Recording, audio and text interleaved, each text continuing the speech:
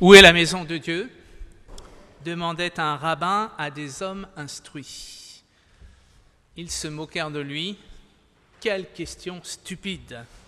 La terre entière est remplie de sa gloire, et toi tu demandes où est sa maison ? Le rabbin réfléchit un moment et répondit à sa propre question. Où est Dieu ?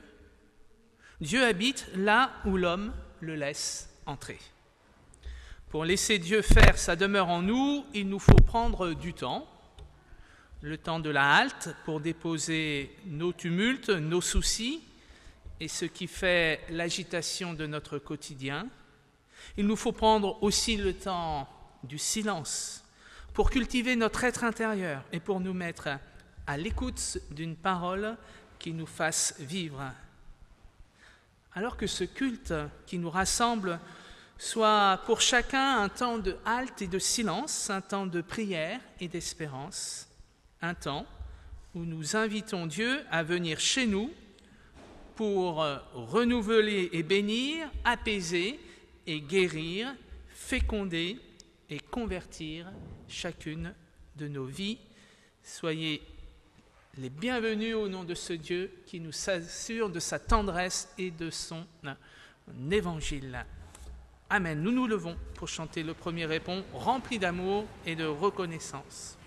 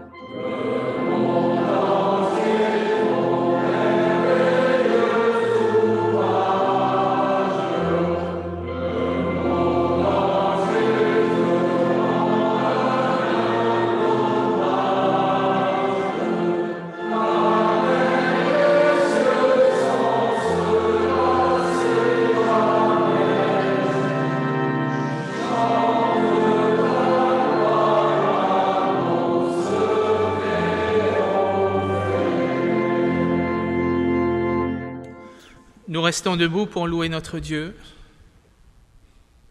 Dieu Père, nous te louons et nous te bénissons parce que tu es le Père de Jésus et que tu veux être aussi notre Père selon ton amour et ta miséricorde.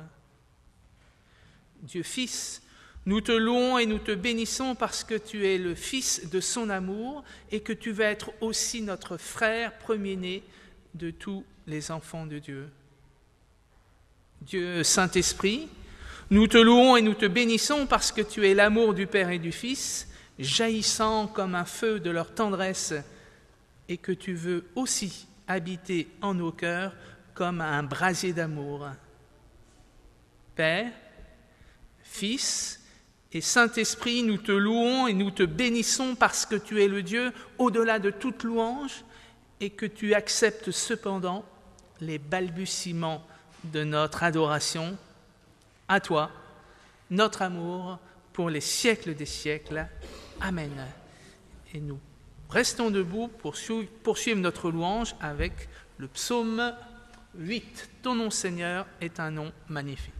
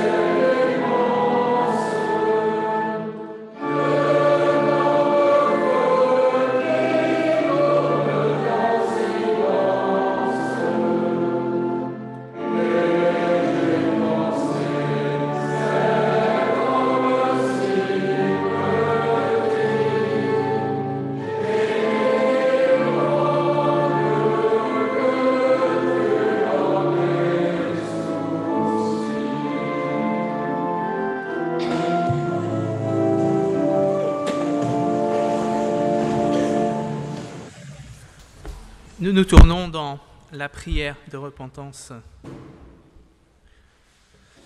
Seigneur, tu nous appelles de manière claire. Viens, suis-moi.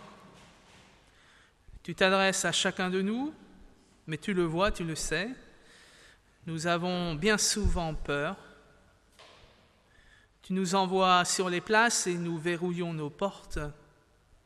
Tu nous presses de gagner la haute mer et nous arrimons nos bateaux au port.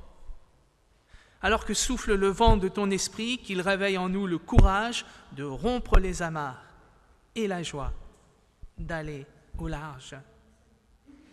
Libère-nous, Seigneur, de la crainte qui paralyse.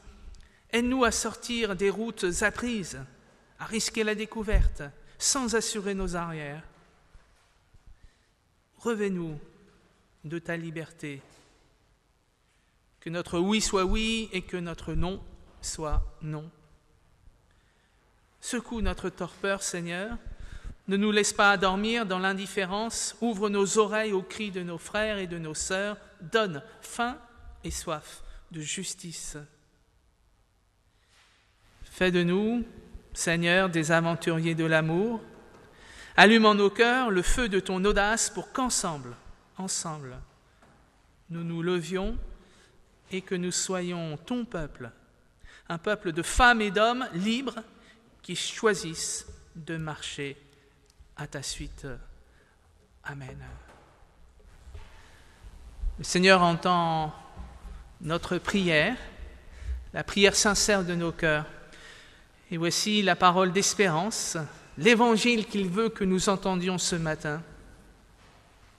Puisque ton cœur, parole du prophète, a été touché et que tu t'es humilié devant moi, dit l'Éternel, puisque tu as pleuré en ma présence, voici, je t'ai entendu. Ne crains point, car je t'ai racheté, je t'ai appelé par ton nom, tu es à moi. Parce que ces paroles nous relèvent, je vous invite à vous lever symboliquement. Assurés du pardon de Dieu, nous pouvons écouter sa volonté pour nos vies. Elle sera très courte ce matin, je relis pour vous, avec vous, le verset 11 du psaume 147. Le Seigneur agrée ceux qui le craignent, ceux qui attendent sa fidélité. Amen. Et nous chantons le répondeux, jour de délivrance longtemps attendu.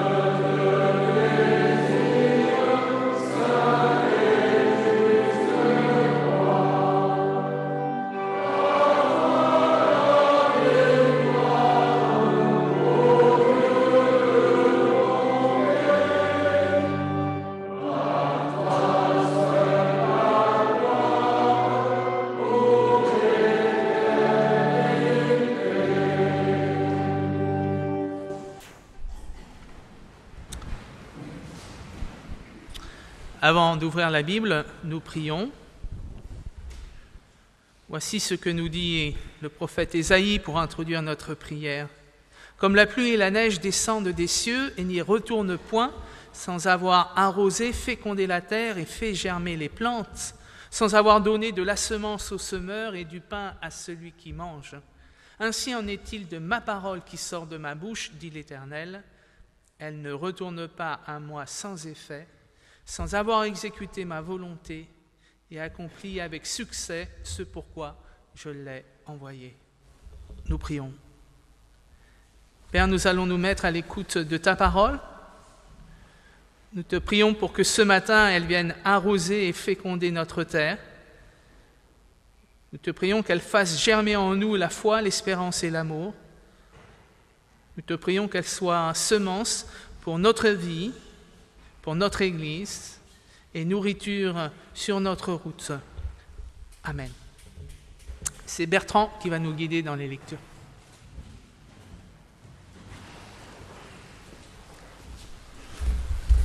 Ce matin, nous vous proposons 3 lectures.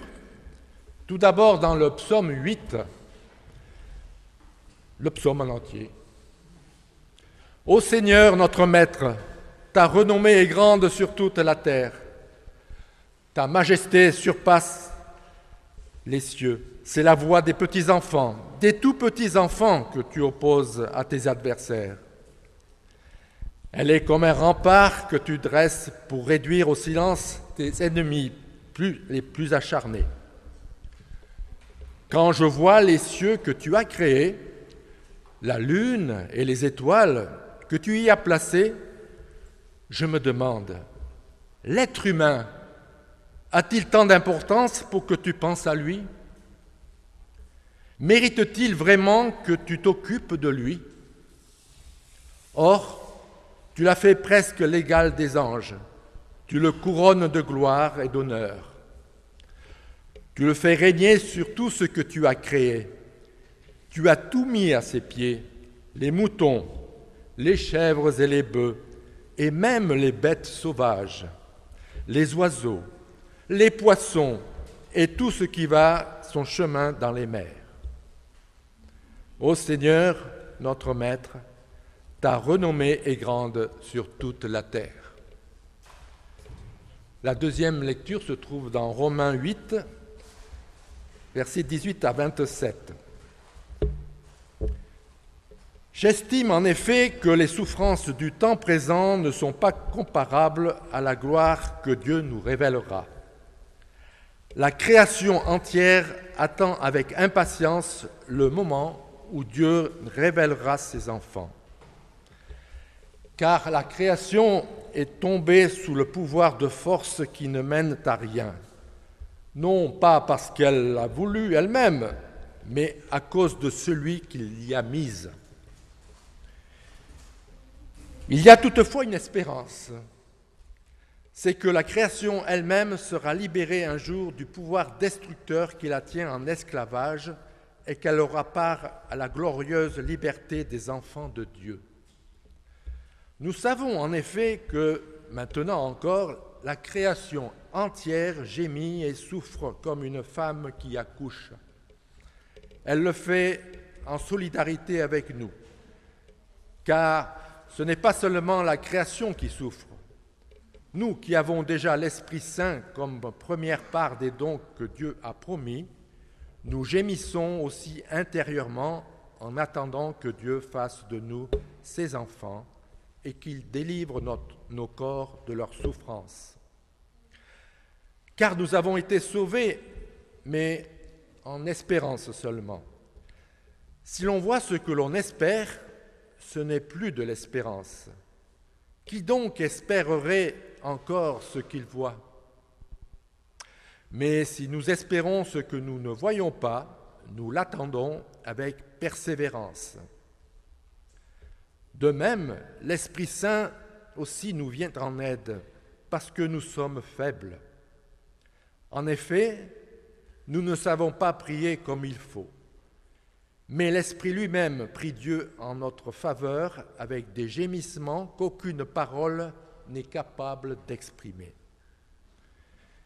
Et Dieu qui voit dans les cœurs comprend ce que l'Esprit Saint veut demander, car l'Esprit prie en faveur des croyants comme Dieu le désire. Et la dernière lecture se trouve dans Matthieu 16, versets 24 à 25. Puis Jésus dit à ses disciples, « Si quelqu'un veut me suivre, qu'il s'abandonne lui-même, qu'il prenne sa croix et me suive. En effet, celui qui veut sauver sa vie la perdra, mais celui qui perdra sa vie à cause de moi la retrouvera. »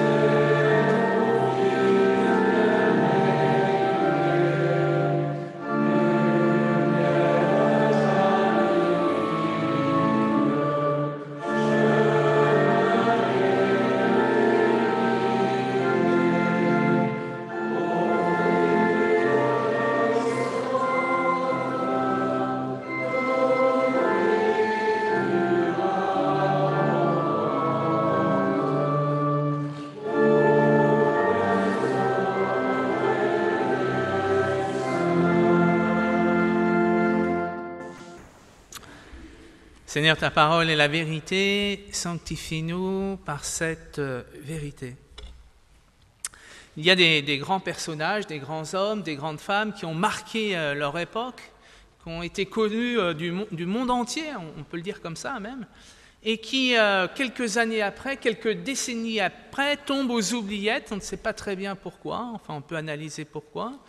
Et c'est le cas, il me semble, d'un grand homme qui s'appelle Albert Schweitzer, comme cela est indiqué sur le diaporama du culte.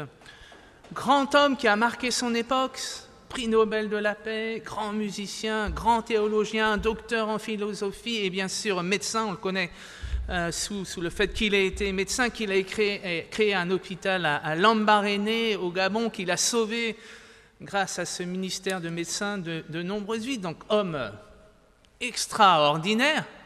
Et quelques décennies plus tard, presque inconnu, j'ai posé la question au groupe étudiant jeudi dernier. Je leur ai demandé, il y a quelques-uns d'entre eux qui sont là dans la salle, je leur ai dit, est-ce que vous connaissez Albert Schweitzer? Donc c'est des jeunes qui ont entre 18 et 25 ans. Et bien peu le connaissaient, certains avaient entendu son nom, mais dire qui il était, savoir ce qu'il avait fait de sa vie, ils ne le savaient pas. On est quoi, une quarantaine d'années, cinquantaine d'années après sa mort? Donc tout à fait déroutant. Et donc dans ce culte, je voulais avec vous partager le cœur de sa pensée et remettre en lumière, lui faire hommage, parce que vraiment il le mérite. Parce que je dispose de peu de temps, je vais droit au but. Albert Schweitzer, un grand penseur, il écrit beaucoup de choses, mais à ce moment de sa vie, il est déjà en Afrique, donc du côté de Lambaréné. On est en 1915, la guerre vient d'éclater, en 1914.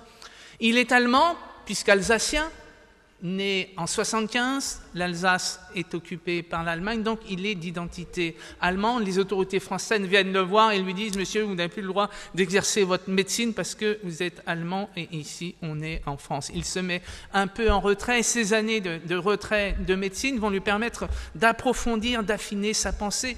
Et là, il a vraiment cette volonté, c'est un bon pédagogue aussi, il était professeur de théologie, il a la volonté, le souci d'essayer de trouver en une phrase, en un condensé de mots, ce qui est le cœur de sa vie, ce qui est le cœur de sa foi, ce qui est le cœur de sa pensée. Vous voyez, essayer lui, le grand théologien, le grand philosophe, dans un souci de communication, de partager sa pensée, voilà, de la synthétiser en une phrase. Donc, il y travaille depuis quelques mois, quelques années, et il n'y arrive pas. Il bute. Et ce jour-là, il est sur le fleuve, le grand fleuve qui traverse tout le Gabon. Il est sur le fleuve afin d'aller porter secours, en tout cas d'aller soigner la femme d'un de ses collègues missionnaires. Et donc, sur ce fleuve, il a le temps, voilà, il continue à essayer de finaliser sa pensée. Et puis, ça ne vient pas, jusqu'au moment...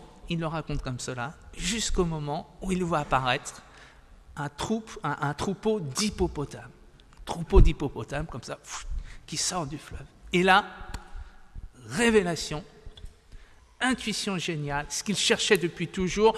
La formule lui apparaît, et je vous l'ai dit, je suis vie qui veut vivre, entouré de vie qui veulent vivre. Et ça, cette formule-là, il l'assume, va rassembler toute sa vie, toute sa philosophie, toute son action. On l'a comprise, enfin, il l'a formulé aussi avec ce slogan, le respect de la vie, mais je trouve que cette formule, qui lui a été de l'ordre d'une révélation mystique, est beaucoup plus belle, je vous la redis. S'il y a quelque chose à retenir de mon culte, c'est ça. Je suis vie qui veut vivre, entouré de vie qui veulent vivre. Alors, lui raconte comme ça que ça l'est venu à la vision de cette troupe d'hippopotames. Pour la petite histoire, est-ce que certains d'entre vous le savent, mais il y a un seul passage de la Bible où on parle d'hippopotames. C'est dans le livre de Job. Le livre de Job, vous savez, c'est ce livre où Job entre en dialogue avec Dieu parce qu'il doit affronter de nombreuses souffrances. Et puis donc il discute pendant tout le livre avec Dieu, et à un moment, Dieu siffle à la fin de la création, il dit, bon, ok, on a bien discuté, mais est-ce que tu étais là au commencement quand j'ai créé les montagnes? Est-ce que tu étais là quand j'ai créé la mer? Est-ce que tu étais là quand j'ai créé ce qui est ma plus grande création, l'hippopotame? Et il me semble, Schweitzer ne le dit pas, mais lui, grand bibliste, fréquentant les textes bibliques, je veux croire qu'il avait dans un coin de son esprit ce texte de Job, et donc que cette révélation autour de l'hippopotame lui est venue aussi de sa fréquentation des textes bibliques. Je suis vie qui veut vivre, entouré de vie qui veulent vivre. Dans sa réflexion philosophique et théologique, Schweitzer est arrivé à synthétiser, un grand homme de synthèse, deux manières d'envisager d'être au monde.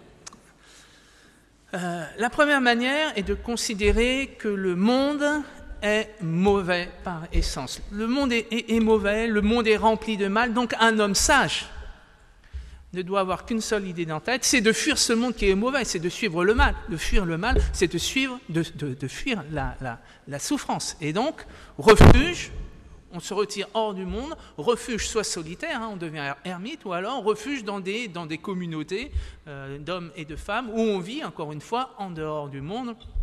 Vous connaissez peut-être la secte, la communauté des Esséniens, qui vivaient au moment du Christ, qui avait fait le pari de sortir du monde, considérant que le monde est impur et qu'il fallait vivre dans une forme de pureté, dans une vie communautaire. Donc, première manière d'envisager le monde est mauvais, on doit le fuir. Pour Schweitzer, et bien sûr il a raison, ce n'est pas ce que nous demande l'Évangile. L'Évangile ne nous demande pas de fuir le monde.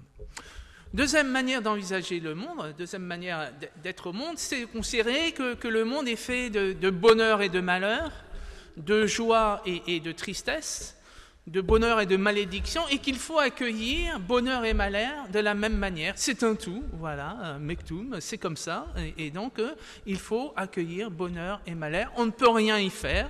La roue va peut-être tourner, elle va peut-être tourner dans le bon sens dans une autre vie, spiritualité orientale, mais donc voilà, le monde n'est ni bon ni mauvais, il est comme ça, et donc forme de stoïcisme aussi, on peut faire le lien avec la pensée stoïque, il faut affronter ce bien et ce mal. Pour Schweitzer, ce n'est pas non plus l'Évangile. Et pour lui, l'Évangile, qu'est-ce que c'est? Toute sa vie le montre. L'Évangile, l'appel de l'Évangile, l'appel à suivre le Christ, que celui qui veut m'obéir, dit le Christ à ses disciples, me suive et porte sa croix. Pour Schweitzer, l'Évangile, c'est l'engagement. L'Évangile, ce n'est pas fuir le monde. L'Évangile, c'est aller au cœur du monde pour soulager la détresse, pour soigner, pour guérir, comme il l'a fait durant toute sa vie de médecin au Gabon. Sans nier, évidemment, sans lier les injustices et les malheurs de ce monde, mais avec, comme le dit l'apôtre Paul, avec l'espérance que ce temps de malheur, d'injustice que nous vivons n'est qu'un temps et que se profile le royaume des cieux. Nous sommes dans les douleurs de l'enfantement, parole de l'apôtre Paul, mais que fait sienne certainement Schweitzer. Nous sommes dans les douleurs de l'enfantement, nous avons à combattre ces douleurs, les assumer pour une barre, les combattre, mais vient le temps où toute douleur aura cessé, vient le temps du royaume où la création sera réconciliée avec elle-même. Donc vous voyez la manière d'être au monde que nous propose Schweitzer, qui est une manière tout à fait intéressante et pertinente, c'est l'idée d'être dans le monde, mais de ne pas être du monde, parole de Jésus-Christ qu'il dit à ses disciples. Vous êtes appelés à être dans le monde, à ne pas le quitter, à ne pas sortir du monde, mais vous êtes appelés aussi à vous souvenir que le royaume est là, qu'il s'est déjà approché et que vous êtes aussi citoyens des cieux. Pourquoi Schweitzer a été oublié alors que c'est un grand penseur, alors que sa pensée « je suis vie qui veut vivre, entouré de vie qui veulent vivre » est éminemment pertinente aujourd'hui alors que l'humanité est confrontée à une crise écologique, crise climatique, crise de la diversité. Enfin, ses paroles et son intuition géniale résonnent aujourd'hui avec nos problématiques actuelles. Pourquoi a-t-il été oublié ? Je propose deux ou trois idées à mon sens. La première, bon, c'est peut-être pas la plus pertinente, mais quand même, c'est qu'il est agaçant quand même. Tellement de qualités, tellement de dons. Je vous l'ai dit, philosophe, théologien, professeur, médecin. Quelqu'un qui a autant de qualités, vous savez, la parabole des 10 talents, il y en a qui ont reçu un talent, d'autres 10, lui il a reçu peut-être 15 talents, donc à un moment c'est un petit peu agaçant, et de son temps, il a fait des jaloux, il a fait des jaloux quand même parmi les intellectuels de son temps. Deuxième raison, il me semble, pour laquelle il était un tant soit peu jeté aux oubliettes, c'est que sa pensée est exigeante et nous remet en question. Suivre le Christ, c'est porter sa croix, c'est quitter, comme on se l'est dit dans la liturgie, c'est oser larguer les amarres et partir au large sans assurer ses arrières. Eh bien, Schweitzer ne s'est pas contenté de le dire, comme tout bon pasteur, moi le premier, mais lui il l'a fait. Quand il choisit, à l'âge de 30 ans, après avoir consacré 10 années de sa vie à la science, comme il le disait, et à la musique, et qu'il décide de commencer sa médecine pour partir en mission, tout le monde lui dit, à commencer par son père pasteur, il avait une grande complicité avec son père, il avait été pasteur, vicaire dans la paroisse de son père, donc on peut imaginer la complicité spirituelle qu'il y a entre ce père et ce fils. Son père lui dit « tu es fou de faire ça ». On peut imaginer le conflit intérieur de Schweitzer, mais l'appel du Christ est le plus fort. Oui, peut-être je suis fou, mais cette folie me vient de l'appel du Christ. Donc, c'est une pensée exigeante qui appelle les penseurs de son époque et qui nous appelle encore nous aujourd'hui, non pas simplement à parler parole, mais à mettre en action notre foi, exigence pour nous aussi aujourd'hui. Puis la troisième raison, évidemment, c'est sans doute la plus importante, c'est qu'il a été perçu, et plus, il me semble, et même je suis sûr, par les élites intellectuelles de son temps que par le peuple, il était perçu évidemment comme le colonialiste blanc qui est venu en Afrique apporter la médecine blanche et soigner les Africains. Évidemment, il ne pouvait pas se refaire, c'est vrai, mais quand on sait qu'une des raisons pour laquelle il a été en Afrique, c'est bien sûr pour répondre à l'appel du Christ, mais de manière plus politique, c'est pour, tel qu'il le formule, c'est pour expier le mal fait par le colonialisme. Il le formule comme ça. Il va en Afrique pour expier le mal fait par le colonialisme. Donc il dit expressément que le colonialisme, en l'occurrence allemand ou français, puisqu'il était d'identité allemande, mais évidemment l'Alsace, c'est tout de même, je suis d'origine alsacienne, un peu la France, il dit quand même qu'il est là il reconnaît les malheurs du colonialisme. Donc il y a à la fois un vrai procès d'intention, il ne peut pas renier ce qu'il est, un blanc amenant la médecine blanche en Afrique et amenant des financements blancs en Afrique. Mais on lui fait aussi, il me semble, un faux procès. Et dans les récits, dans les retours qu'on a de toute sa mission en Afrique, on voit que les populations africaines ont été reconnaissants, évidemment, du médecin qu'il a été, pas seulement du grand homme qu'il était, mais du médecin qu'il a été, et des relations humaines qu'il a su tisser, à la fois avec ses médecins, à la fois avec ses infirmières, et aussi avec les personnes du peuple qu'il soignait. Donc, c'est peut-être la meilleure raison pour laquelle on l'a sans doute un peu jeté aux oubliettes. Alors, je crois vraiment que notre Église aurait grand intérêt à revisiter sa pensée, à revisiter sa réflexion, et puis à s'emparer de ce slogan qu'il a cherché pendant des années et qui lui est apparu sur ce fleuve à la vue des hippopotames. Je fais le vœu qu'elle soit source d'inspiration pour nous, pour chacune de nos vies, pour notre Église et pourquoi pas aussi pour notre monde. Encore une fois, alors qu'il y a tant d'enjeux écologiques qui s'offrent à nous, et quand vous verrez un hippopotame, vous y penserez. Je suis vie qui veut vivre, entouré de vie qui veulent vivre. Amen.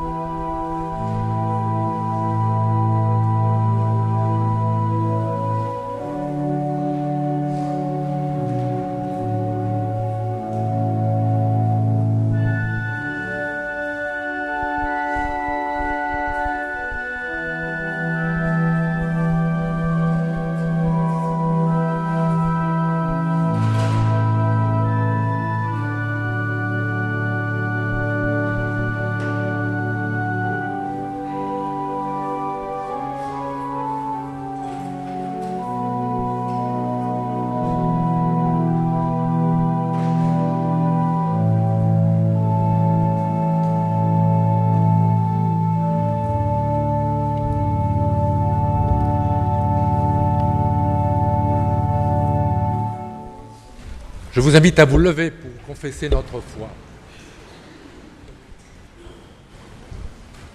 Je crois en Dieu qui croit en l'homme. Je crois en Dieu qui s'est fait homme.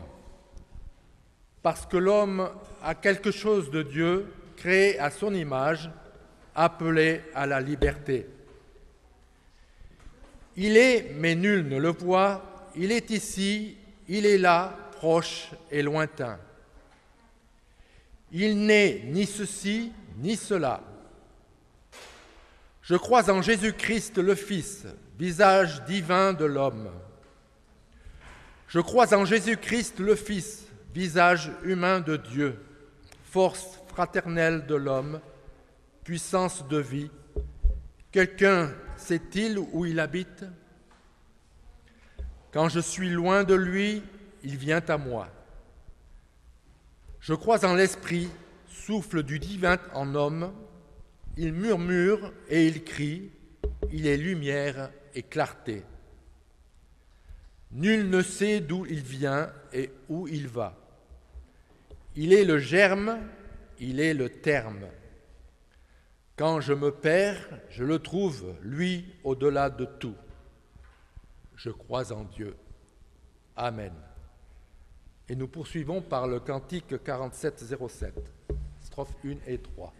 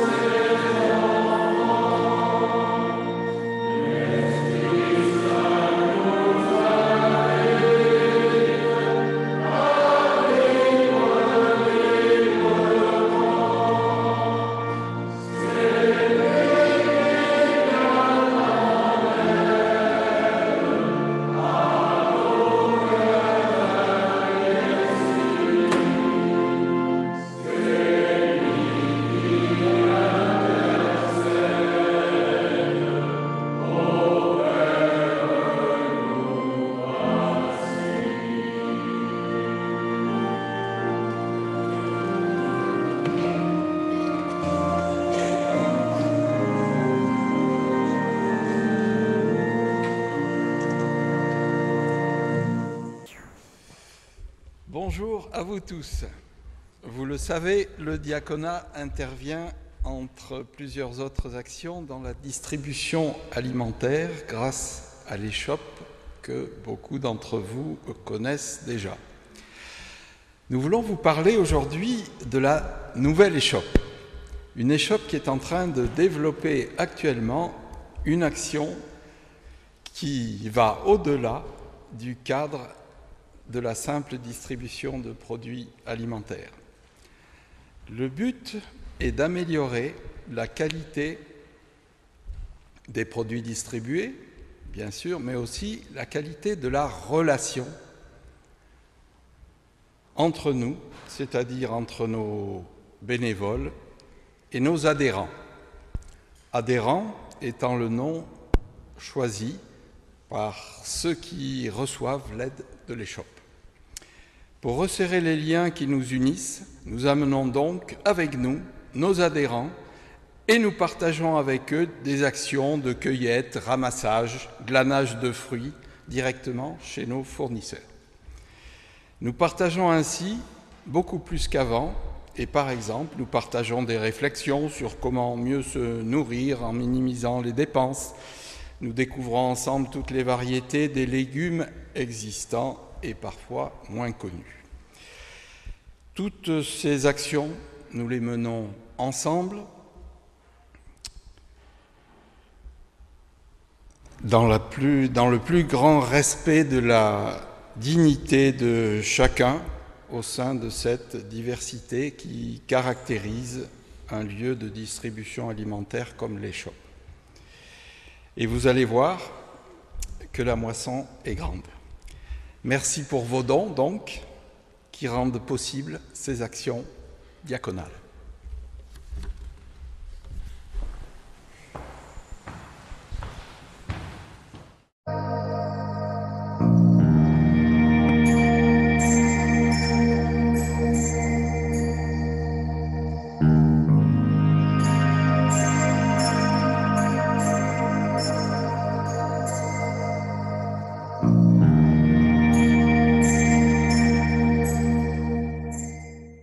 Encore l'association n'a pas voulu à ce qu'on se limite juste à la distribution, qu'on comprenne en fait d'autres facettes de l'association, genre à part la distribution, il y a aussi la cueillette, à part la cueillette, il y a aussi d'autres choses qu'on découvre en fait plus de services à part la distribution alimentaire.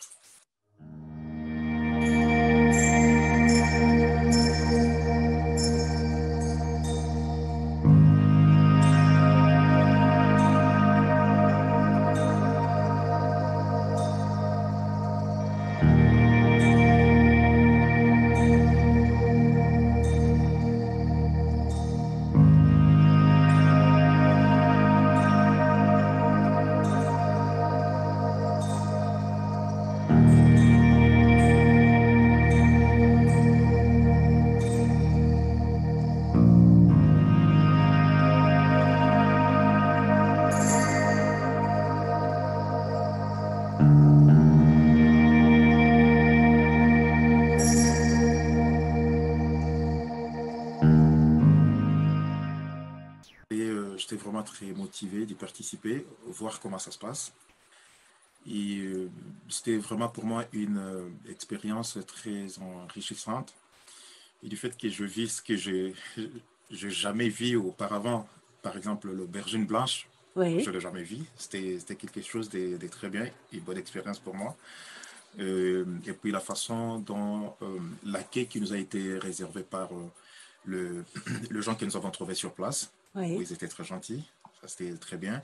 Et puis l'esprit d'équipe qui présidait entre nous, notre groupe, Oui. vraiment c'était très bien. On s'est entraidés, et puis les gens qui nous ont reçus nous ont donné des explications sur ce qu'on on devrait cueillir, les tomates, les aubergines. C'était vraiment très bien.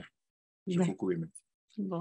Vraiment, je leur lancerai un appel qu'ils viennent voir. En fait, ils vont pas vraiment regretter de leur temps.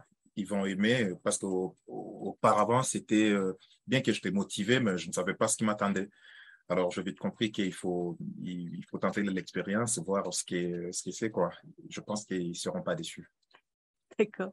Merci. Je vous en prie. L'expérience était tellement trop courte qu'on avait vraiment envie de rester, de travailler. Alors, on était pressé par le temps parce qu'on devait rentrer. Oui. Ouais, c'est ce qu'il faut vraiment revoir, améliorer à la prochaine.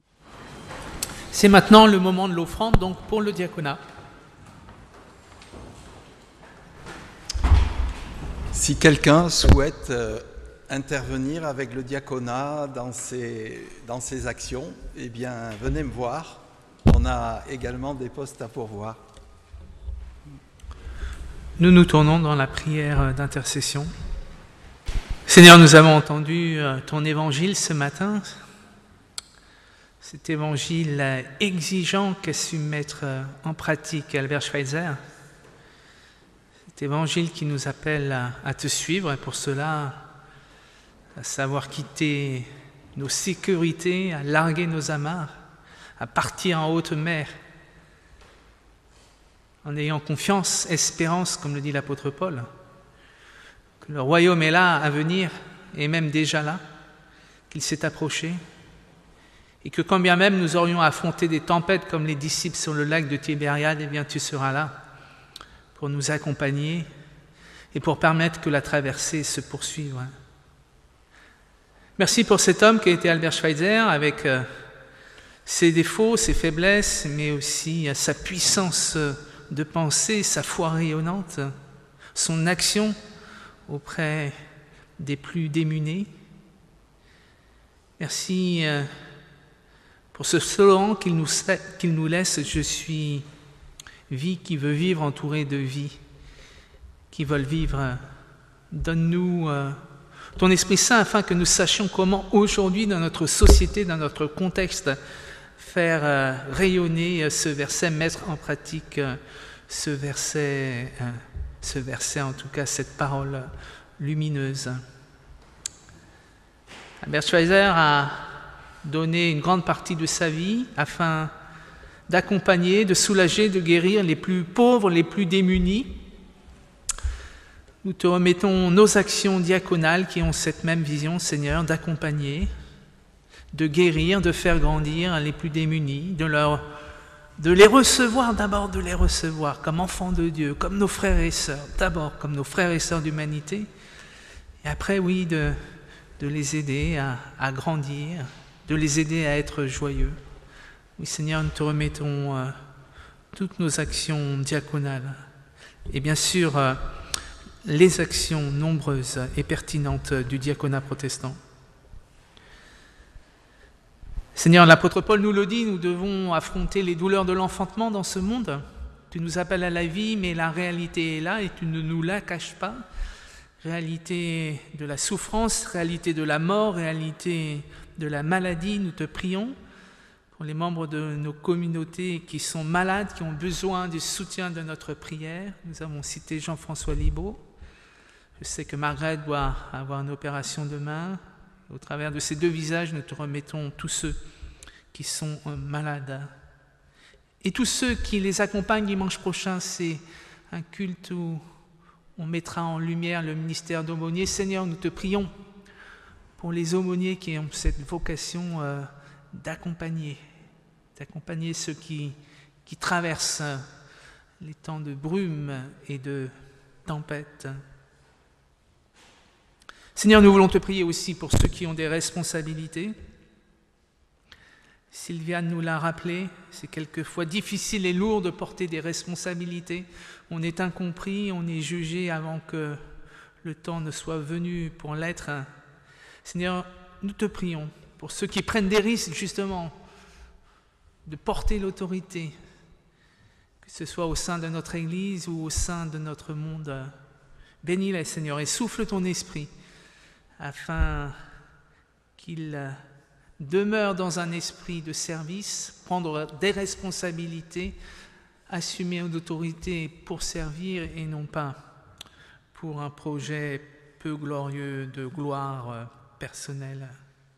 Seigneur, nous te prions pour ceux qui qui sont, comme le disait saint François, des hommes et des femmes de paix, ceux qui consacrent leur vie à consoler, à pacifier, à tisser des liens, à fabriquer des ponts.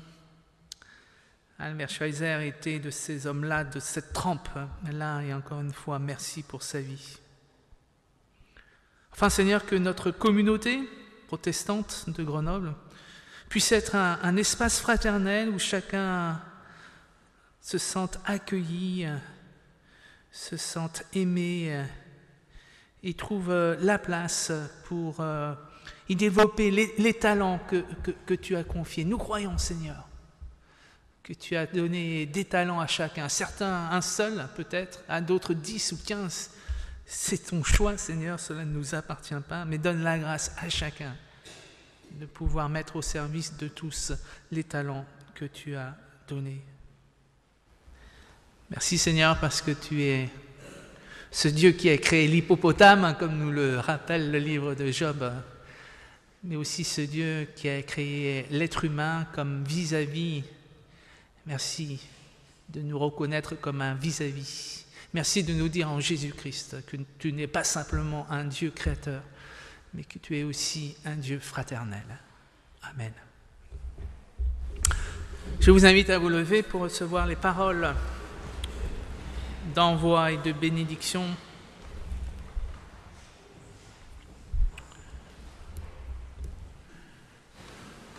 Que l'Éternel vous bénisse et vous garde. Que le Dieu de Jésus-Christ tourne sa face vers vous et vous donne la paix du cœur et les trésors que personne ne peut vous ravir. Allez en paix, chers frères et sœurs, avec la certitude que quel que soit l'endroit où vous alliez, fût-ce au bout du monde, Dieu en Jésus-Christ vous y attend déjà pour vous y accueillir. Amen.